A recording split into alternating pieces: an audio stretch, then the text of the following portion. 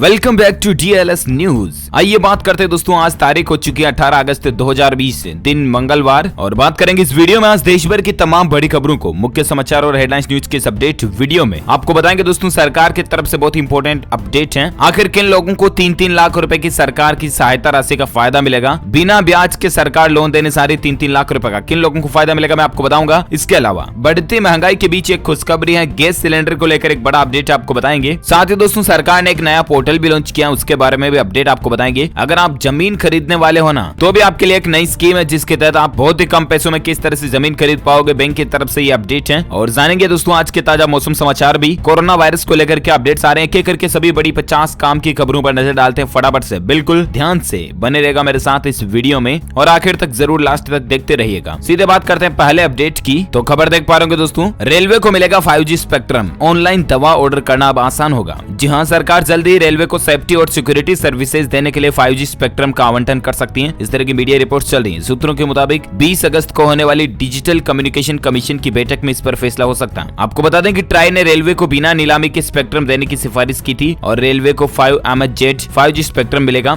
तो इस तरह की मीडिया अपडेट्स चल रही है। साथ ही दोस्तों नेशनल डिजिटल हेल्थ मिशन के तहत ऑनलाइन दवाइयां खरीदना भी आसान होने वाला है। ऑनलाइन दवाइयां लेने के लिए डॉक्टर का प्री सब्सक्रिप्शन अपलोड करने की जरूरत नहीं रहेगी, बल्कि रजिस्टर्ड हेल्थ ID के जरिए प्रक्रिया आसान हो जाएगी। सरकार ई-फार्मेसी की भी गाइडलाइंस में बदलाव करने की तैयारी कर रही है, यानी कि दोस्तों अब अगर आप मेडिसिन यानी दवाइयां गोलियां ऑनलाइन मंगवाते हो ना, तो भी अब आपका काम आसान हो जाएगा। सरकार इस तरह के बदलाव करने जा रही है, अच्छी बात है। साथ ही अगली खबर देख पा रहे होंगे, पूरे देश में 4000 किलोमीटर फ्रेट कॉरिडोर का जाल बिछाएगा रेलवे। इंडियन रेलवे को लेकर ये भी एक अच्छी खबर है दोस्तों, और इससे फायदा ये होगा कि आम लोगों तक रेलवे सर्विसेज जो है ना वो बढ़ेगी। एटलीस्ट 4000 किलोमीटर का एक नया कॉरिडोर रेलवे का बनने जा रहा। और एक बड़ी खबर आप देख सकते हैं, अटल बिहारी वाजपेयी के नाम से जाना जाएगा ग्वालियर चंबल एक्सप्रेस वे। राजस्थान, मध्य प्रदेश और उत्तर प्रदेश को जोड़ने वाला जो चंबल एक्सप्रेस वे है ना, उसको अब पूर्व प्रधानमंत्री अटल बिहारी वाजपेयी जी के नाम पर जाना जाएगा। मध्य प्रदेश सरकार ने यह बात की घोषणा कर दी है। साथ ही बड़ी खबर देख सकते हैं कि सरकार की चीन को झटका देने की रणनीति काम आई है। 24 स्मार्टफोन कंपनियां अब भारत में अपने बड़े प्लांट लगाने जा रही है। एटलीस्ट नौकरियां तो मिलेगी ही हमारे भारतीय लोगों को इससे, इसके अलावा भी भारत की अर्थव्यवस्था इकोनॉमी को बहुत ही बड़ा बूस्टर मिलेगा, क्योंकि दोस्तों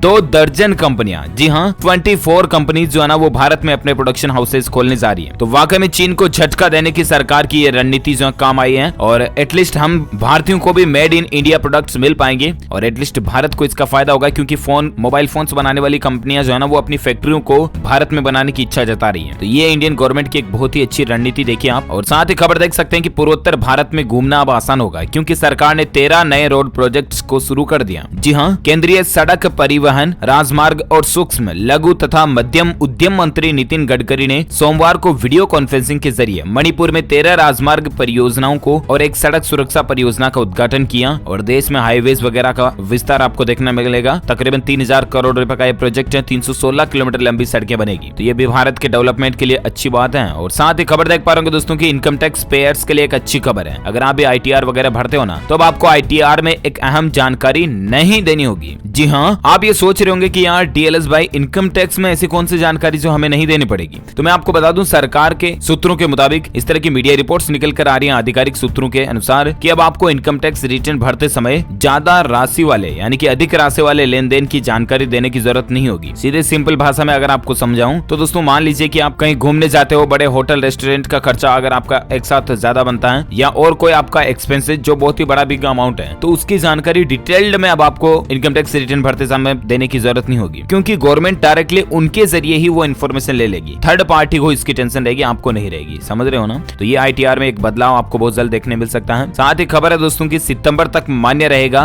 बीज डीलरों का लाइसेंस। सरकार ने इसको लेकर समय सीमा को भी बढ़ा दिया। जी हाँ, केंद्रीय कृषि एवं किसान कल्याण मंत्रालय ने बीज डीलर, सीड डीलर्स जो है ना उनको और किसानों को राहत पहुंचाने के लिए बीज डीलरों के लाइसेंस की समय सीमा को सितंबर तक के लिए बढ़ा दिया। लॉकडाउन के चलते बीज डीलरों को राहत देते हुए सरकार ने यह फैसला लिया। किसानों को बुआई के लिए बीज की कमी नहीं हो ना, इसलिए गवर्नमेंट का अच्छा फैसला। साथ ही आप खबर देख सकते हैं कि मानव संसाधन विकास मंत्रालय का नाम अब शिक्षा मंत्रालय हो चुका। कल ही राष्ट्रपति रामनाथ कोविंद ने ये नाम बदलने की मंजूरी दे दी है। आप देख सकते हैं NI की तरफ से भी ट्वीट करके बात की जानकारी दी गई है। President Ramnath Kovind notifies union cabinet's decision to rename the ministry of human resources development यानी कि HRD as the ministry of education, यानी कि HRD का नाम अब मिनिस्ट्री ऑफ एजुकेशन शिक्षा मंत्रालय कर दिया गया। तो इस तरह के अपडेट्स को जरूर ध्यान में रखिएगा दोस्तों, क्योंकि बहुत बार करंट अफेयर्स के रूप में कॉम्पिटिटिव एग्जाम में ये पूछ लिए जाते हैं। चलिए साथ ही अगली खबर है कुछ सोशल मीडिया प्लेटफॉर्म को लेकर अपडेट। देखिए आपकी नए अपडेट से बदलेगा एक्सपीरियंस से एक साथ हो जाएगी फेसबुक और इंस्टाग्राम की चैट। जी हाँ, बहुत जल्द आपको फेसबुक मैसेंजर और इंस्टाग्राम के चैट्स वगैरह जो है ना, इनका एक इंटीग्रेशन देखने को मिलेगा। इसकी शुरुआत अमेरिका से हो गई है और धीरे धीरे भारत वगैरह सभी देशों में ये नया फीचर आपको देखने मिलेगा। अच्छा, व्हाट्सएप को लेकर भी एक अपडेट देख पा रहे होंगे दोस्तों कि व्हाट्सएप अपने स्टिकर्स में ला रहा इमोजी का ये फीचर बदल जाएगा आपका चैटिंग करने का अंदाज। जी हाँ, बहुत सारे आपको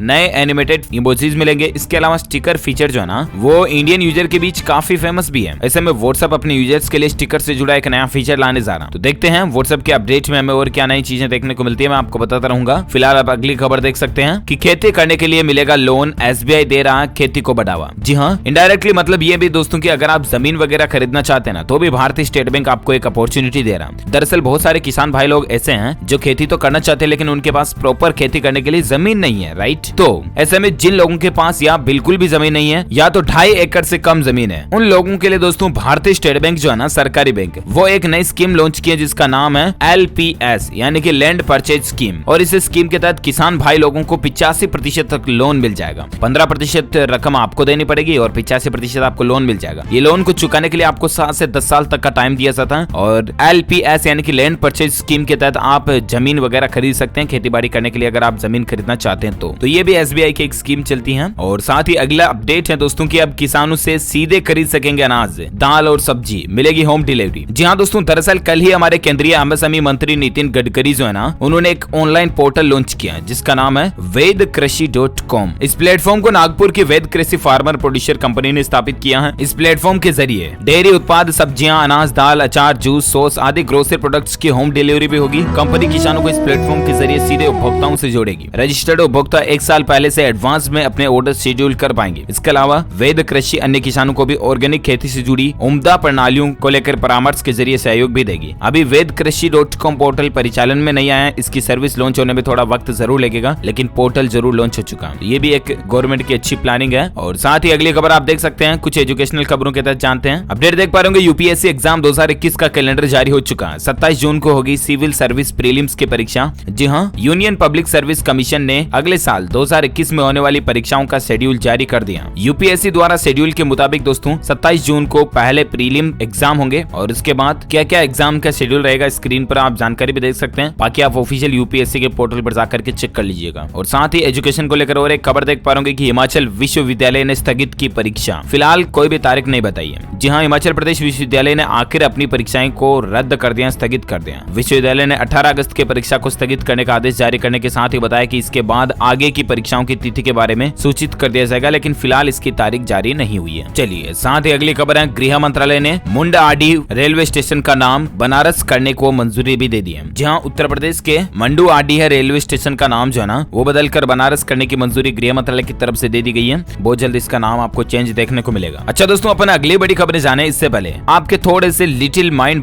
ब्रेक या एंटरटेनमेंट पर्पज के लिए मैं आपके लिए एक वीडियो लेकर आया हूँ। सोशल मीडिया पर काफी वायरल हो रहा है। बिल्ली के केच को देखकर भारतीय क्रिकेटर भी हैरान। देखिए आप, वायरल हो रहा है सोशल मीडिया पर ये वीडियो। ये जो लड़की है दोस्तों, ये गोल्फ स्टिक की मदद से बिल्ली को बॉल फेंकती है और बिल्ली देखिए कितना शानदार कैच पकड़ती है। वो देखिए जरा, बिल्ली बड़ी ही चुस्ती और फुर्ती के साथ हर गेंद को लपक कर रही है। शानदार, हर बार कैच लपक कर रही है बिल्ली। वाकई में मतलब वीडियो तारीफ के काबिल है, राइट। बिल्ली की इंटेलिजेंसी देखिए जरा। तो ये सोशल मीडिया पर काफी वायरल हो रहा है। मैंने सोचा अपने दर्शकों को, DLS न्यूज के फैमिली मेंबर्स को भी थोड़ा बता देते हैं। चलिए बात करते हैं अब आगे की खबरों में, लेकिन इससे पहले आपसे एक छोटी सी रिक्वेस्ट और भी है दोस्तों कि अगर आपको ये वीडियो अच्छा लगा हो ना, जो मैं आपको रोजाना 50 खबरें बताता हूँ, ये वीडियो अगर अच्छा लगता है तो आप इसे लाइक किया करो। अच्छा नहीं लगता तो आप डिसलाइक कर दो, लेकिन अगर आपको अच्छा लग रहा है तो लाइक किया करो। और DLS न्यूज चैनल को सब्सक्राइब करो यार, ताकि आप कोई भी इंपोर्टेंट अपडेट्स कभी मिस नहीं कर पाओगे। सब्सक्राइब करके बेल आइकन दबा दीजिएगा, वीडियो को लाइक कीजिएगा और कमेंट बॉक्स में DLS न्यूज का लास्ट में जो माइंड क्विज सवाल होता है उसका जवाब लिखा करो, ताकि आप गिव अवे में पार्टिसिपेट कर पाओगे, है ना। चलिए अब मैं आपको ले चलता हूँ फटाफट से आगे की खबरों की तरफ, जहाँ अपडेट देख पाओगे। हरियाणा राज्य में जमीनों की रजिस्ट्री वापस शुरू हो चुकी है। नए सॉफ्टवेयर के तहत काम होगा। इतने दिन दरअसल दोस्तों सरकार ने रजिस्ट्री घोटाले के चलते रजिस्ट्रियों पर रोक लगा रखी थी, राइट। लेकिन अब ये रजिस्ट्रियों को वापस खोल दिया। हरियाणा में फिलहाल जमीन की रजिस्ट्री वापस शुरू हो चुकी है। साथ ही खबर देख सकते हैं, रेनॉल्ट की duster turbo petrol model launch हो चुकी है। हुंडई क्रेटा से ये 5 लाख रुपए तक सस्ती है।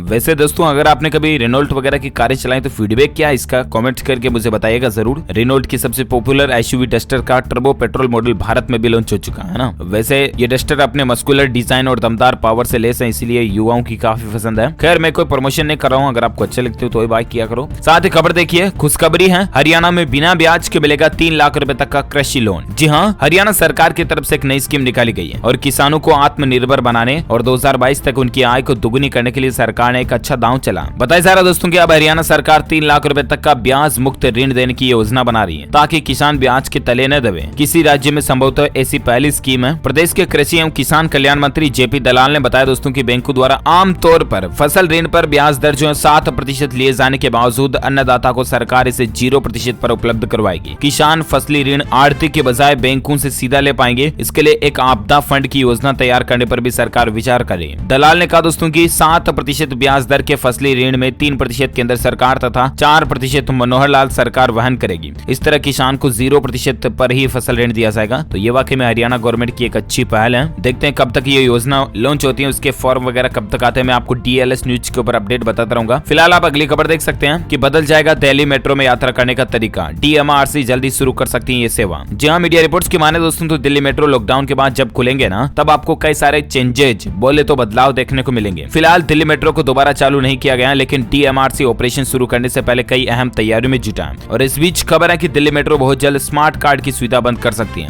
मेट्रो स्मार्ट कार्ड वगैरह बंद हो सकते हैं। आने वाले समय में आपका डेबिट क्रेडिट कार्ड ही मेट्रो में सफर करने के लिए इस्तेमाल हो पाएगा। तो केंद्र सरकार के नेशनल कॉमन मोबिलिटी कार्ड योजना पर भी इस पर काम शुरू हो चुका है। और देखते हैं वाकई में DMRC की तरफ से दिल्ली मेट्रो में क्या क्या नए अपडेट और बदलाव हमें देखने को मिलते हैं। मैं भी आपको DLS न्यूज के ऊपर बताता रहूंगा। फिलहाल अगली खबर देख पा रहे होंगे, धोनी क्रिकेटर धोनी को लेकर अपडेट है दोस्तों की MS धोनी के संन्यास लेने से निराश उनके पाकिस्तानी फैन चाचा शिकागो भी रिटायर हो चुके हैं। आप सोच रहे होंगे कि भला ये क्या मसला है, तो दरअसल मैं आपको पूरा किस्सा बताऊं इसका। इससे पहले आपको ये तो पता होगा दोस्तों कि महेंद्र सिंह धोनी ने हाल ही में 15 अगस्त के दिन माही ने इंटरनेशनल क्रिकेट से संन्यास लेने का ऐलान कर दिया है, राइट। तो जैसे ही महेंद्र सिंह धोनी ने इंटरनेशनल क्रिकेट से संन्यास लेने का ऐलान किया ना, उसके बाद देश दुनिया में कई सारे उनके फैंस जो हैं वो काफी भावुक भी हुए। ऐसे ही उनके एक फैन पाकिस्तानी फैन है जिनका नाम है चाचा शिकागो। उन्होंने कहा दोस्तों कि अब क्या मतलब है, मतलब महेंद्र सिंह धोनी माही जो रिटायर हो चुके हैं ना इस इंटरनेशनल क्रिकेट से, तो पाकिस्तानी फैन चाचा शिकागो का कहना है कि वो अब भारत पाकिस्तान के बीच जो क्रिकेट मैच है वो नहीं देखेंगे। ऐसे वो भी रिटायर ले चुके हैं, क्रिकेट देखने के लिए रिटायर ले चुके हैं। देखिए सर, एक फैंस की ख्वाहिश देखिए, मतलब महेंद्र सिंह धोनी अगर क्रिकेट मैच में नहीं है तो फिर देखने का क्या मतलब है, ये इनका मानना है। और वाकई में MS धोनी है। I like personally, I love MS Dhoni. अच्छा, MS धोनी को लेकर एक और खबर देख पा रहे होंगे, IPL 2020 में अब खुलकर खेलेंगे महेंद्र सिंह धोनी। ब्रांड वैल्यू में कोई भी कमी देखने को नहीं मिलेगी। हालांकि उन्होंने इंटरनेशनल क्रिकेट से भले ही संन्यास ले लिया हो, लेकिन IPL में आपको धड़ाधड़ से उनके चौके छक्के वापस देखने मिलेंगे। अच्छी बात है। साथ ही खबर देख पा रहे होंगे दोस्तों की जबरदस्त, देखिए इलेक्ट्रिक कार ल्यूसिड एयर को लॉन्च करने की तैयारियां हो चुकी हैं। एक बार चार्ज करने पर आपको 832 किलोमीटर का बैकअप मिलेगा इसमें, और काफी फिनिशिंग भी इस कार में हमें दिखाई दे रही है। इलेक्ट्रिक कारों के बाजार में अभी एलन मस्क की कंपनी टेस्ला का कोई मुकाबला नहीं है, लेकिन उनसे टक्कर लेने के लिए स्टार्टअप कंपनी ल्यूसिड मोटर्स ने ऐलान कर दिया। कंपनी एक ऐसी कार लाने की तैयारी कर रही है दोस्तों जिसकी रेंज टेस्ला की कार से बहुत ज्यादा होगी। कंपनी एक लग्जरी सेडॉन कार लॉन्च करने वाली जिसका नाम होगा ल्यूसिड एयर। कंपनी का दावा है दोस्तों की ल्यूसिड एयर की रेंज 517 मील यानी तकरीबन 832 किलोमीटर है।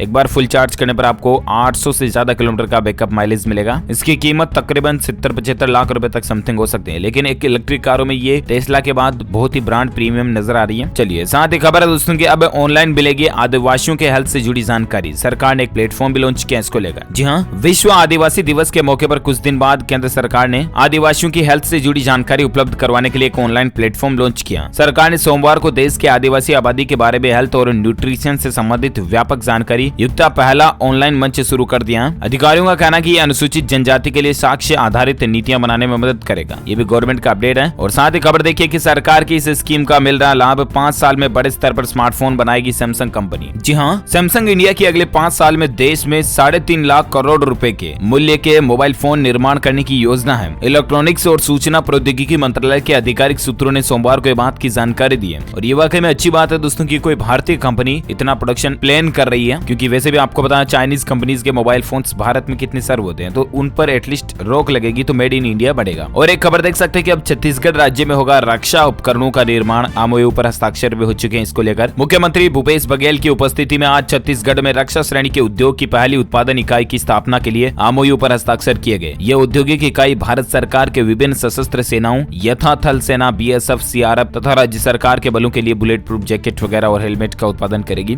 अच्छी बात है। अगली खबर में बात करें दोस्तों, कोरोना वायरस को लेकर भारत में क्या ताजा आंकड़े और अपडेट आ रहे हैं। तो खबर आप देख पा रहे कि दोस्तों कोरोना का खात्मा करेगा ये नोजल स्प्रे, मास्क और PPE से भी ज्यादा कारगर है। जी हाँ, वैज्ञानिकों का मानना दोस्तों कि जब तक वैक्सीन नहीं आती तब तक इनहेलर का इस्तेमाल कोरोना के खिलाफ लड़ाई में किया जा सकता है। इस तरह का एक इनहेलर बनाया जा रहा है वैज्ञानिकों के द्वारा, खास करके ये मास्क, सैनिटाइजर वगैरह इनकी जगह पर काम करेगा। तो ये भी एक चीनी वायरस का तोड़ निकाला जा रहा है। अच्छा, कोरोना के आंकड़ों की बात करें दोस्तों तो बड़ा अपडेट आप देख पा रहे होंगे कि देश में अब तक 51,925 से ज्यादा लोगों की जान जा चुकी है। अच्छा, वहीं पिछले 24 घंटों के दौरान भारत में 54,300 नए संक्रमित मामले देखे गए और इसके बाद भारत में कुल संक्रमितों की संख्या 27 लाख के पार पहुंच चुकी है। एग्जैक्ट आंकड़ा है 27,01,000 से भी ऊपर पहुंच चुकी है, जिसमें से 6,72,000 एक्टिव यानी कि सक्रिय केस हैं जिनका इलाज चल रहा है, जबकि 19,76,000 लोग इससे रिकवर्ड यानी कि ठीक हो चुके हैं। कुल मरने वालों की संख्या भारत में 51,925 तकरीबन 52,000 के लगभग पहुंच चुकी है। तो ये तो रहा कोरोना का आंकड़ा, राइट। और आइए अब नजर डालते हैं आज के मौसम समाचार को लेकर कुछ अपडेट्स और बड़ी खबरों में। तो दोस्तों खबर देख पा रहे वेदर न्यूज टुडे के तहत इन राज्यों में बारिश से भारी तबाही मच सकती है। महाराष्ट्र, उत्तर प्रदेश समेत कई राज्यों में देश में भारी बारिश का अलर्ट है। कौन कौन से राज्यों में है तो मैं आपको संपूर्ण भारत के आज के मौसम समाचार तो बताऊंगा ही, लेकिन इससे पहले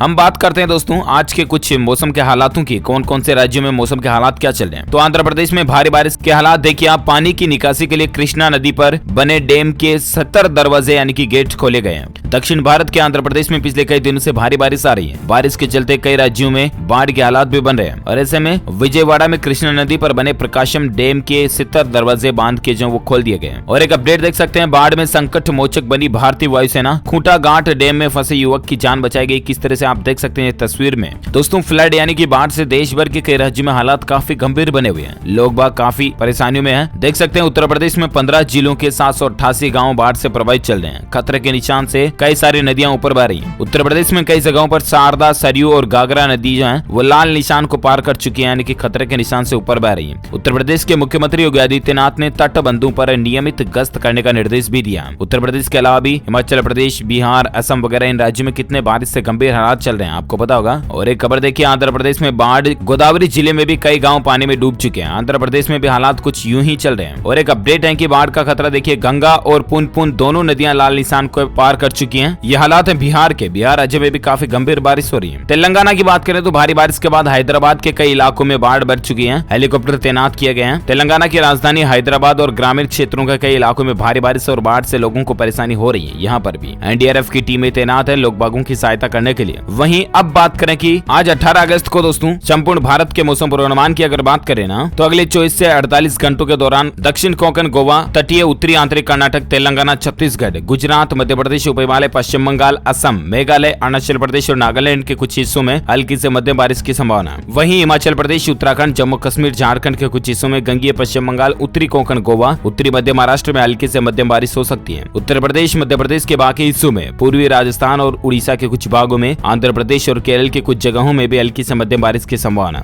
वहीं पंजाब, हरियाणा और दिल्ली के कुछ इलाकों में भी हल्की फुल्की बारिश हो सकती है। तो ये रहे आज के मौसम समाचार वेदर न्यूज अलर्ट। और आइए दोस्तों अब नजर डालते हैं देश से जुड़ी कुछ और खबरों पर, लेकिन इससे पहले मैं आपको बता देता हूँ आज की ताजा सोना, चांदी और पेट्रोल डीजल के रेट क्या चल रहे हैं। तो सोने की बात करें तो सोना कमजोर हुआ, चांदी में तेजी देखी गई है। जी हाँ दोस्तों, सोने के रेट में 97 रुपए की गिरावट देखी गई और उसके बाद 52,130 रुपए प्रति 10 ग्राम सोने का रेट चल रहा। वही चांदी में 111 रुपए की गिरावट आई और उसके बाद 67,060 रुपए प्रति किलोग्राम अभी चांदी का रेट चल रहा है। वही बात करें आज के पेट्रोल डीजल के रेट्स की तो लगातार दूसरे दिन पेट्रोल की कीमतों में बढ़ोतरी हुई है। दिल्ली में 15 पैसे प्रति लीटर की बढ़ोतरी और उसके बाद 80 रुपए 73 पैसे प्रति लीटर पेट्रोल का रेट पहुंच चुका है। और भी अलग अलग महानगरों में पेट्रोल डीजल के रेट लिस्ट क्या चल रहे हैं आज के ताजा रेट्स दिल्ली, मुंबई, चेन्नई, कोलकाता, इंदौर, बेंगलुरु, भोपाल तो आप स्क्रीन पर इस टेबल में देख सकते हैं। और अब बात करें कुछ अगली खबरों में, जहां देख पा रहे फ्लिपकार्ट कंपनी भी अब शराब की होम डिलीवरी करेगी। फिलहाल इन राज्यों से पहले सर्विस शुरू होगी। जी हाँ दोस्तों, फ्लिपकार्ट कंपनी अब अल्कोहल की भी होम डिलीवरी शुरू करने जा रही है। हालांकि शुरुआत में सिर्फ 2 राज्यों में इसकी सुविधा शुरू होगी, पश्चिम बंगाल और उड़ीसा में। उसके बाद धीरे धीरे पूरे देश में शराब की होम डिलीवरी हो जाएगी। और एक खबर देखिए कि भारतीय तट रक्षकों ने पेश की इंसानियत की एक नई मिसाल, पाकिस्तानी जहाज के कैप्टन की जान बचाई है। जरा देखिए दोस्तों, भारतीय तट रक्षकों ने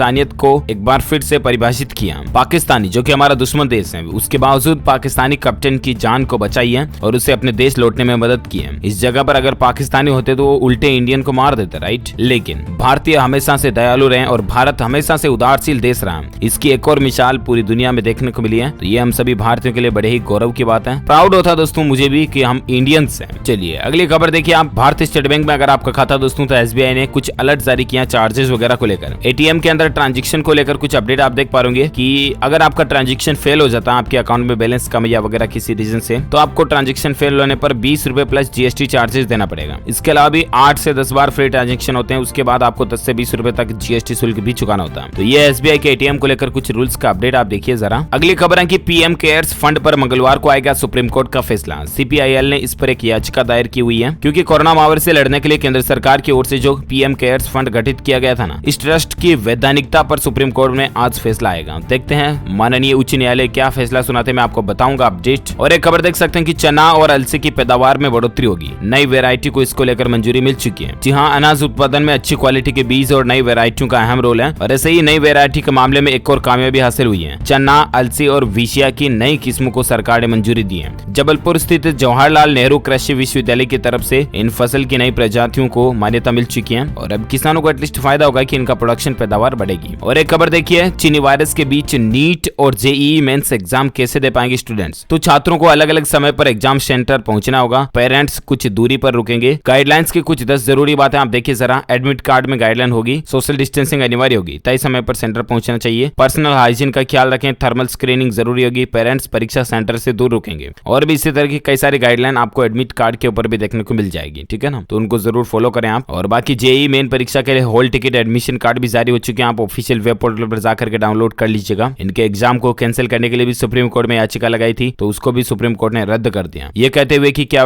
पूरे देश की व्यवस्थाओं को रोक दिया जाए, है ना। तो फाइनली एग्जाम होना कंपलसरी हो चुका। डेट्स वगैरह भी आ चुकी, शेड्यूल आप चेक कर लीजिएगा। और बाकी एडमिशन कार्ड वगैरह भी आ चुके हैं। और साथ ही अगला खबर देखिए आप। अगस्त के पहले 15 दिन में बिजली उत्पादन बढ़ चुका। 5 महीने में पहली बार बढ़त दर्ज की गई है। तो ये भी अच्छी बात है दोस्तों कि अगस्त में पहले 15 दिन में देश के बिजली उत्पादन में बढ़ोतरी हुई है। और हो सकता है कि अब आप भी ज्यादा देर बिजली का इस्तेमाल कर पाओगे, बिजली कम कटेगी। चलिए साथ ही अगला अपडेट है। स्वास्थ्य मंत्री डॉक्टर हर्षवर्धन ने विश्वास जताया कि साल 2020 तक भारत टीबी मुक्त हो जाएगा। उम्मीद है हम सभी भी यही कामना करते हैं, हो ही जाना चाहिए। और एक खबर देखिए दोस्तों कि अब टेलीग्राम में आप वीडियो कॉलिंग और वीडियो चैटिंग का भी मजा ले पाएंगे। टेलीग्राम कुछ नए फीचर लॉन्च किए हुए हैं और बहुत जल्दी ये बीटा वर्जन में चल रहे हैं, आपको देखने को मिलेंगे। साथ ही खबर देखिए कि समुद्र में भी मिलेगा चीन को माकूल जवाब। नौसेना की बड़ी तैयारी है। मिग-29 के लड़ाकू विमानों को तैनात किया गया। जी हां, भारत की एक नई शक्ति और नई तैयारी देखिए जरा। पूर्वी लद्दाख में चीन से जारी तनाव के मद्देनजर नौसेना की शीर्ष कमांडरों की बुधवार को एक बड़ी बैठक होगी। बैठक में पीपुल्स लिबरेशन आर्मी नेवी की गतिविधियों से निपटने की तैयारियों पर चर्चा होगी। और ये बैठक ऐसे वक्त में हो रही है जब चीनी सीमा पर तनाव बढ़ रहा है और इससे में भारत भी कम नहीं है। अगर चीन वाकई में ज्यादा दिमाग लगाएगा ना तो उसको मुंह तोड़ जवाब मिलेगा। साथ ही खबर देखिए जरा कि बढ़ती महंगाई के बीच खुशखबरी मिलेगी। रसोई गैस सिलेंडर जो अब सस्ता हो सकता है। सीएनजी, एलपीजी, पीएनजी कीमतों में गिरावट आ सकती है क्योंकि दोस्तों हर 6 महीने में गैस की सिलेंडर की कीमतों में बड़ा बदलाव जो हमें देखने को मिलता है। और ऐसे में नेचुरल गैस की कीमतों में आने वाले महीने में सितंबर अक्टूबर तक आपको बदलाव देखने को मिल सकता है। और ऐसी मीडिया रिपोर्ट्स आ रही है दोस्तों की गैस सिलेंडर कुछ सस्ती हो सकती है। तो देखते हैं इसको लेकर और क्या नया अपडेट आता है, मैं आपको बताता रहूंगा। फिलहाल अगला अपडेट आप देख पा रहे कि मैन्युफैक्चरिंग से हासिल करेगा भारत अब आत्मनिर्भरता। रोजगार और निर्यात का लक्ष्य तय किया गया है। सर्विस सेक्टर की तुलना में अधिक नौकरियों का सृजन भी होगा।